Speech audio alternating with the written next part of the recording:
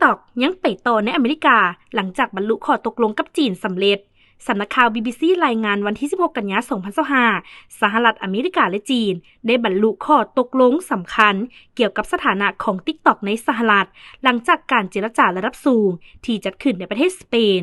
ข้อตกลงนี้ส่งผลให้แอปพลิเคชันวิดีโอสั้นยอดนิยมสามารถสืบต่อดำเนินธุรกิจในอเมริกาได้ภายใต้เงื่อนไขที่เกี่ยวข้องกับความมั่นคงแห่งชาติของสหรัฐ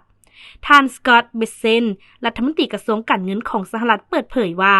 ปัจจุบันมีข้อตกลงที่ทั้งสองฝ่ายยอมรับร่วมกันแล้วและจะมีการหารือระหว่างประธานาธิบดีโดนัลด์ทรัมป์และประธานาธิบดีสีจิ้นผิงในวันที่19กันยายนเพื่อสรุปรายละเอียดและประกาศอย่างเป็นทางการ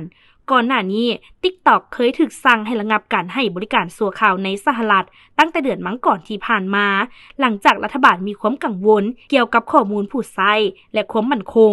ขณะเดียวกันกฎหมายใหม่กำหนดให้แอปพลิเคชันที่มีเจ้าของจากต่างประเทศจะต้องอยู่ภายใต้การควบคุมอย่างเข้มงวดถึงอย่างไรก็ตามการเจรจาในครั้งนี้ถือว่าเป็นบัตรก้าวสำคัญที่ช่วยหลีกเว้นการถูกแบนอย่างถาวร